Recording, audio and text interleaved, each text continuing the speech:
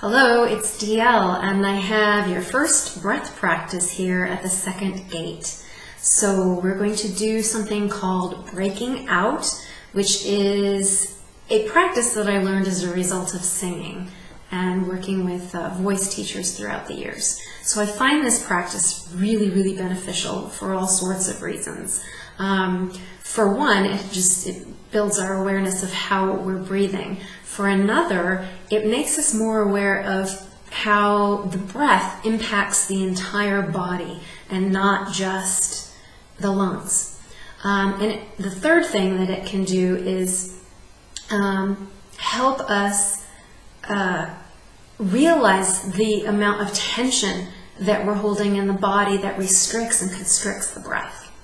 So let me stand up here and I will walk you through it. So first you're going to stand with your feet about hip width apart and just have your knees soft. You can have a little bit of a bend in them. You want to stand up nice and tall, and go ahead and put your fingers just around your waist for a moment. This is where they're going to rest throughout the exercise.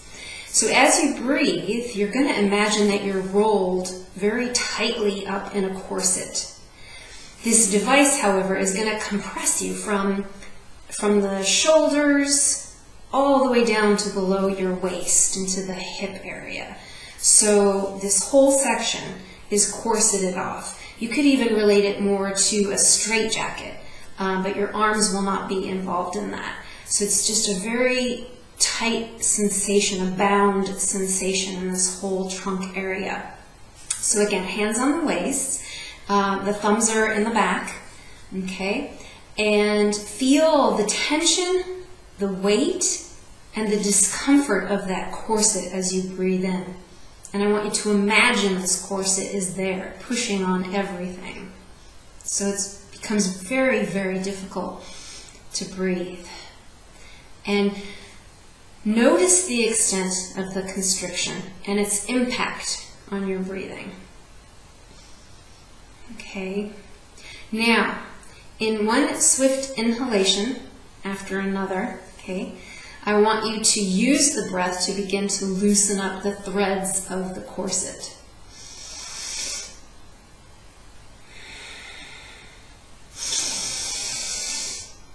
So you'll begin to feel the breath pushing outward against the constriction. Constriction of your fingers, the constriction of your thumbs to the back, okay? And as you do so, you're going to create more and more space to move. Your chest is going to push through this corseted feeling at the top. All at the same time, 360 degrees, you're going to feel this pushing against the constriction. Use your focus to systematically feel the various areas, your waist and all around your waist, up at your shoulders. You can even put your hands here as you breathe in and around your rib cage, your belly, into your chest. So wherever you want to place your hands so you can feel the breath moving into those places as you inhale. And you might not. You might notice, okay, I'm breathing and it's really hard to feel any movement up here, or it's really hard to feel my thumbs moving towards the back. There's no breath getting into the back.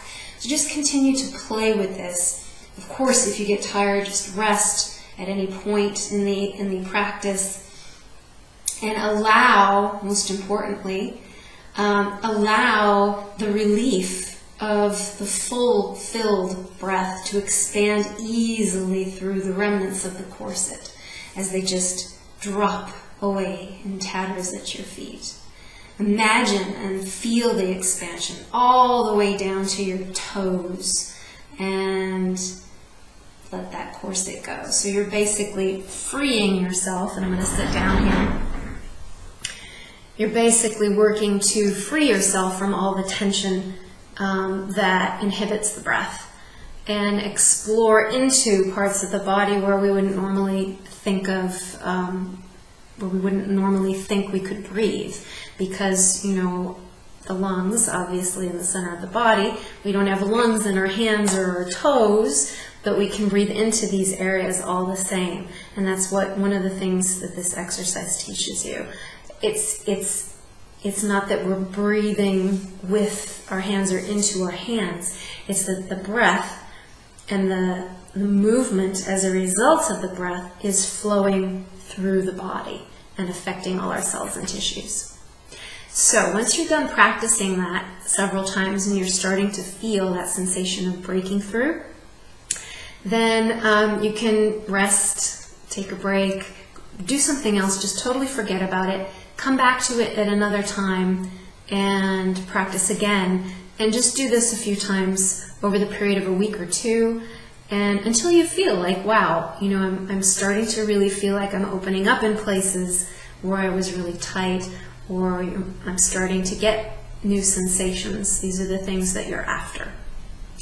So once you're done for today, and after each practice, each time you practice, I'd like you to just journal and just think about, you know, what you've come to realize as a result of the exercise, what it's made visible for you, the effects of the images that we're working with here. So like, you know, the idea of the corset, the idea of the straitjacket, any associations that might bring up.